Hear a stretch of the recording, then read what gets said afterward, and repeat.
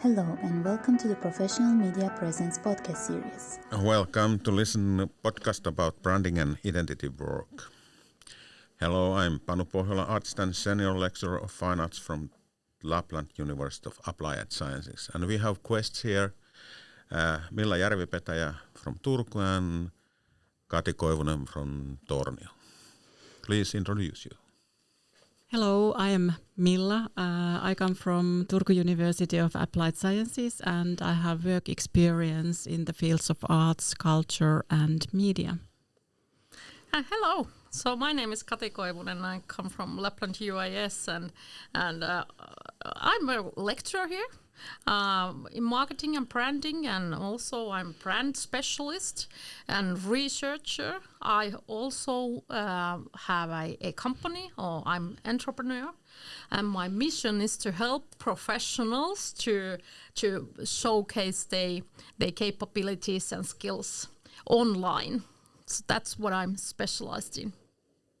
Thank you very much and welcome. This topic is very timely and interesting, and it goes very much discussion and controversials among artists. We have all heard about the webinar we have had in this PMP project before, and in your doctoral thesis from Oulu University, you mentioned that everybody has a reputation, but branding is active. Could you tell a little bit more about this branding and activity among the branding? Yeah, so I think we all heard that expression that everybody has a brand. And I think it was Jeff Bezos who said that your brand is actually what you are to others when you are not in the room, what others are saying about you when you are not in the room. But what comes to what I've been making research of, so my opinion is that we do not have a brand as such if we do not consciously and actively process it and try to showcase to the world who we are and why we are what we are. So brand isn't anything that we born with. I think brand is an outcome of active process and active working and of course identity work, which we are going to be talking about more today. So it's active working, but what's actually the phases of this work? Could you a little bit tell about it? So it's a little bit confusing to say just branding, so it could be whatever. In my head, it sounds like something cloud, but what could be the actions in that during the branding or branding? Like the process, yes. Process. Yeah, if we think of marketing and branding, for example, multiple times we don't have actually that. There isn't that much difference between them, but there are one, and that's crucial. It's differentiation. It's branding is about what are you unique about yourself.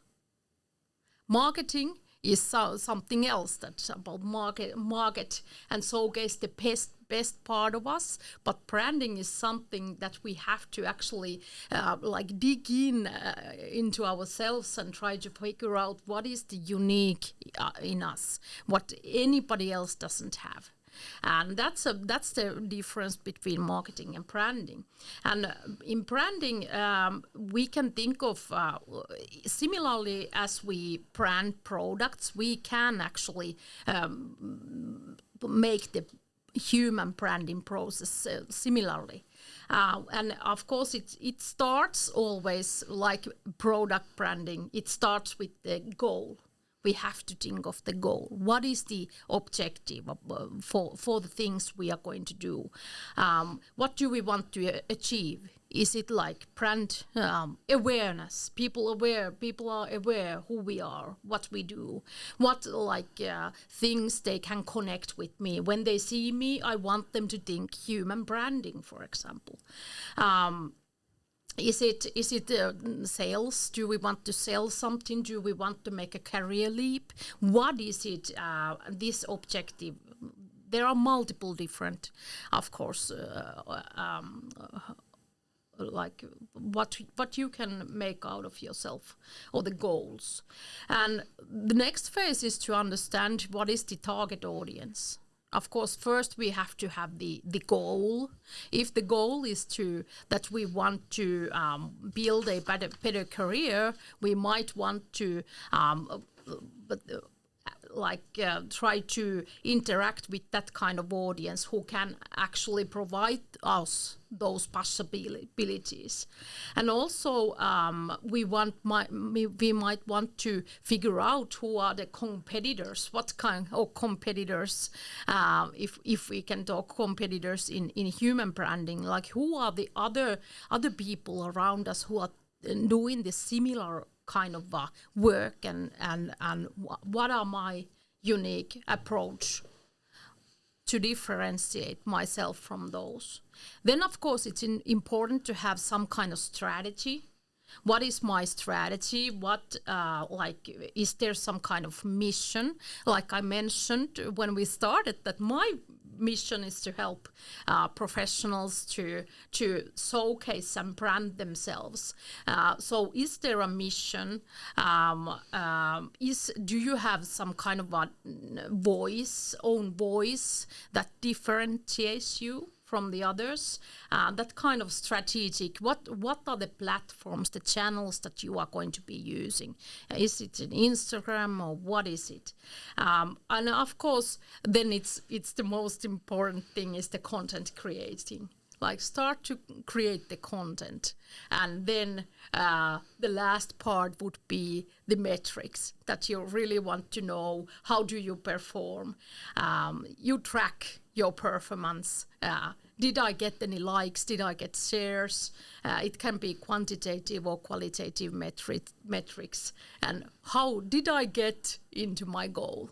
And if you didn't, why? And then, so this is the basic process in branding. And we can use this in human brands also. So even the human brand has to have some reason to do it.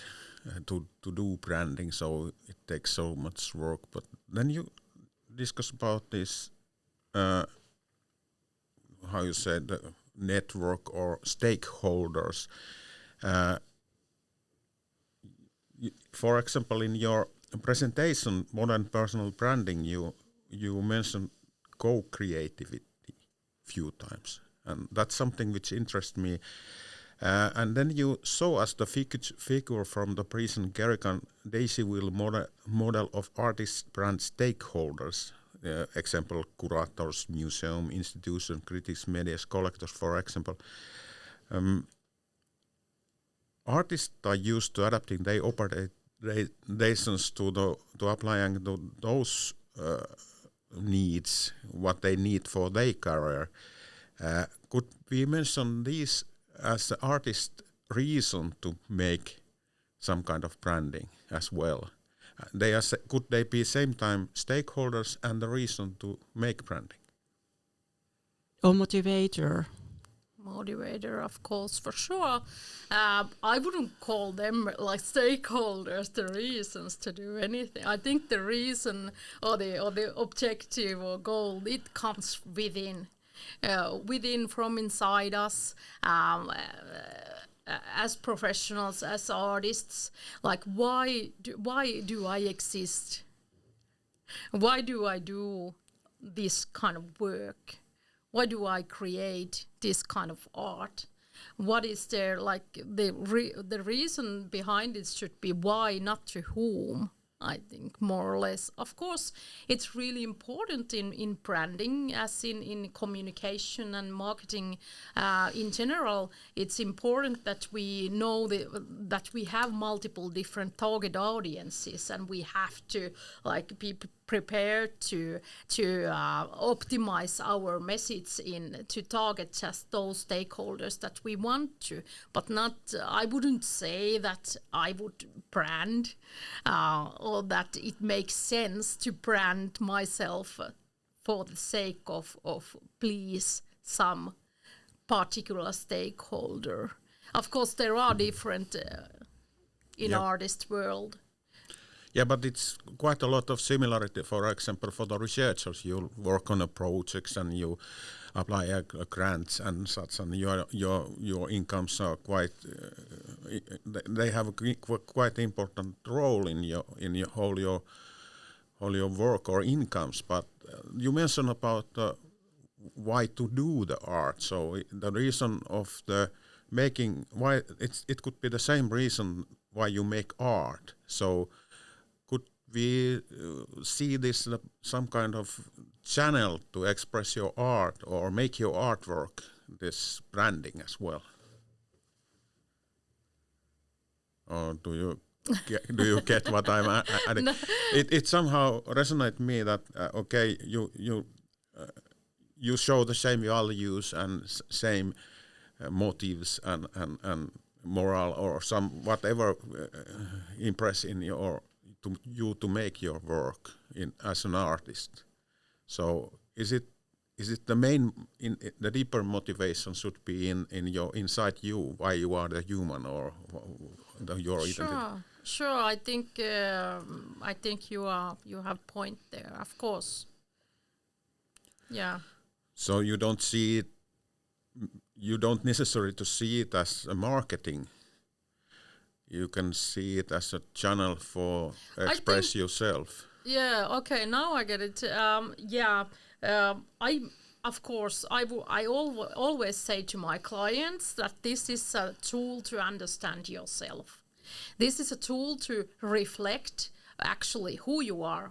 What are your capabilities? What are your skills? What are your values? What are your strengths? What are your limitations? What you are not willing to do? Nothing, any price.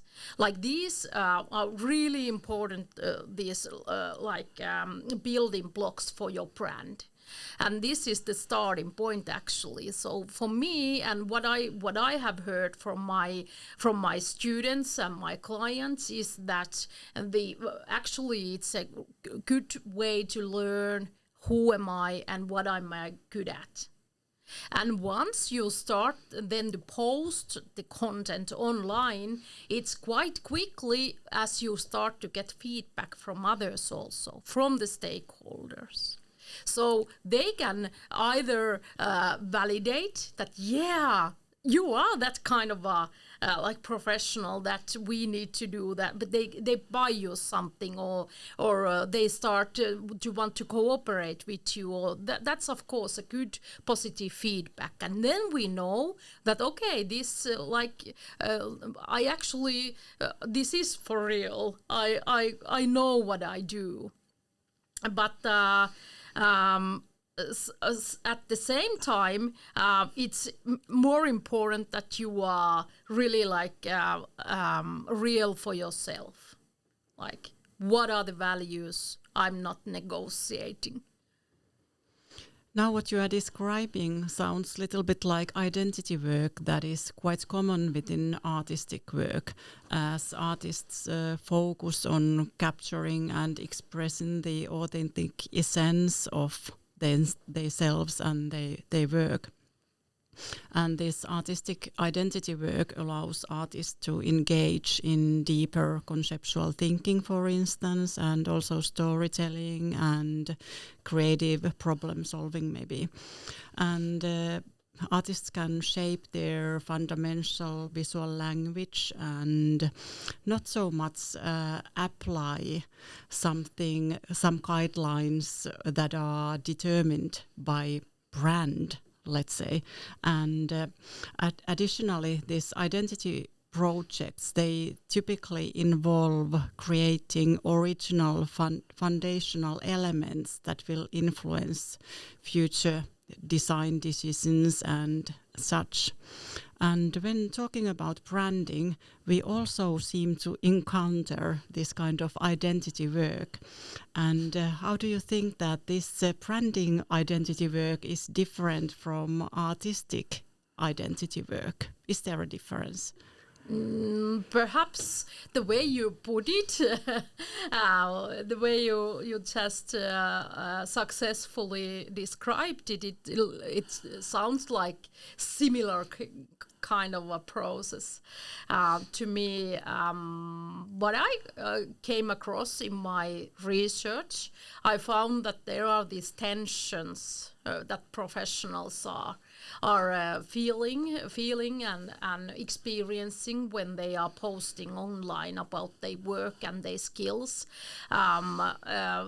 First of all, there is this tension between what they believe they are by themselves and what kind of feedback do they get from the other persons or their audiences they are with, they are engaging with on social media. And that can be kind of confusing in the start when the stakeholders or the audience doesn't answer back in a way that you are perhaps wanting them to. And this is something that causes tensions. But I think also once the brand comes from within, it's built on your actual skills and actual values, and you have thought through the brand, the essence of the brand. It's more easy to continue doing what you do, even though you don't get the validation from the audience. Do you think that there are some tensions between the different roles that artists can have during building a brand? Yeah, I'm almost certain that there are tensions and there. And in a way, this is like a marathon. This isn't any sprint. A sprint you are taking. Brand process is quite a long process. It can take years to build a brand that is recognizable for the relevant stakeholders you want to. So of course, during that process, there is certainly going to be those ups and downs. Regarding from what role you are currently playing at what time, so it can be really confusing. What is my roles? What is the identity I'm working on here, and all this kind of it creates tensions. But it's important to know that tensions are something that can be worked through. And it's a kind of a process where you actually grow quite a lot.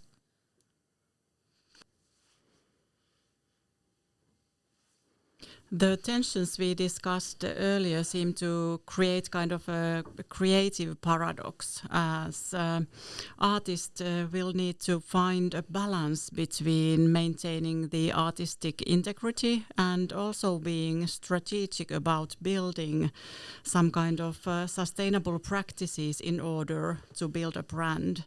And they should simultaneously honor the authenticity, the authentic artistic voice, but also be able to make pragmatic decisions about how to present themselves and how they would look to the world. And they may find this dual role kind of unpleasant, maybe.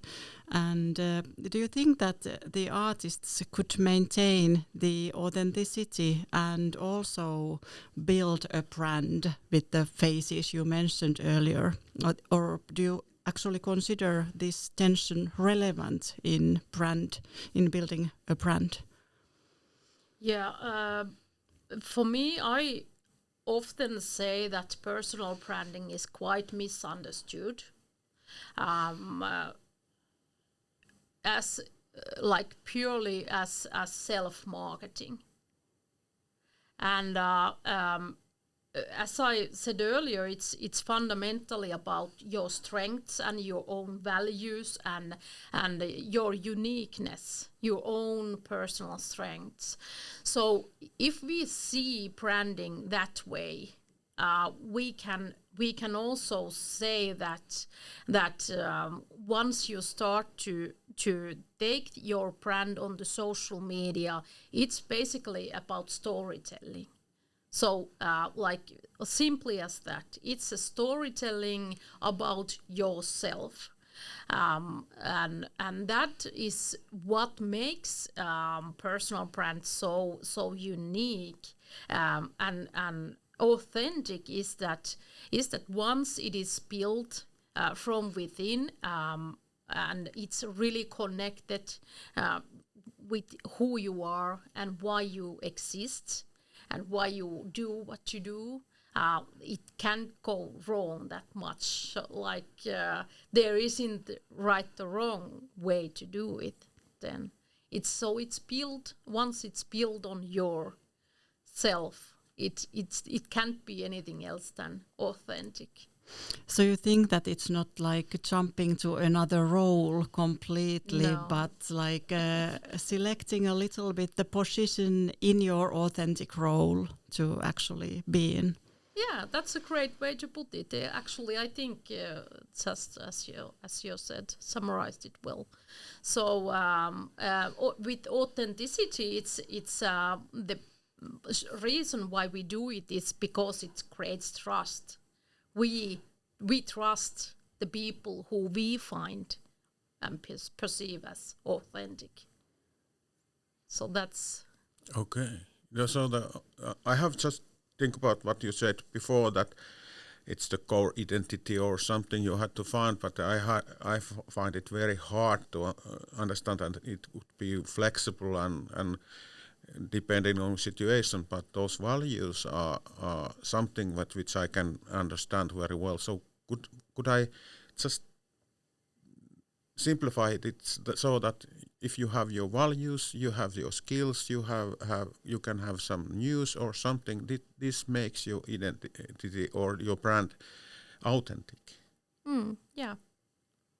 Okay, so Yeah. So now I understand something. And also, of course, the way you represent yourself, your voice, and oftentimes we see authentic, that kind of person who is similar, who we perceive as similar for offline and online. So once we get to meet the person, if she is the same, once we meet face to face, as we have used to see them online. So that's how we, as people, as humans, make the decision whether we see somebody as authentic or not. I completely agree what you say about the authenticity, and I suddenly remember some discussions I have had when I was in the decision-making position in Arts Council to decide who will get grants as artists. And I remember the discussions that how authentic we found the applicants to be when they were showing their work and describing what they are doing and kind of what the context that they work relates to, so that it was kind of a combination of many things, and that made the work sound true and authentic, and if the person had some goals towards they went to. Yeah, of course. And then there is this like brands. We know these really big brands, Coca-Cola, Disney, and so on. So they have this heritage, like really, the heritage, the history, the past. The storytelling derives from there. It's the past that like actually tells them how to act in today's world, because it's the same with us humans, that we have the history and we have the past, and that's what actually that is where we can like bring some relevant things into today's, like our work today, what that we we don't change. People doesn't change that much, of course. Skills can change and all that, but the heritage, where do we come from? Why am I like this? This is, I can think of quite important in our arts as well. I think that's a very, very good aspect in arts, as people seem to expect artists to change and develop all the time. But indeed, they carry the heritage within, and then they add and remove something. So the development is not normally so kind of visible at once, but when you see the whole career, so you see the development points there that where the changes have been. So I guess it's a little bit like Coca-Cola logo or something that it's changing and little by little over the years. Yeah, and of course, if we think of Disneyland, it's not the same that it used to be, but there are some things like the air of Mickey Mouse that doesn't ever change, like those big black ears, and this kind of things are quite important in branding. And as an artist, if there is some kind of a unique selling point, as we can say, that you are known for something, you have this kind of a signature way of doing something, it's really important to bring that up and be consistent. Thank you very much. This started to be so interesting that we are going to make the next episode of our podcast about the social media and the storytelling. And thank you for listening this one. Thank you for listening. The Professional Media Presence project is co-funded by the Creative Europe program of the European Union.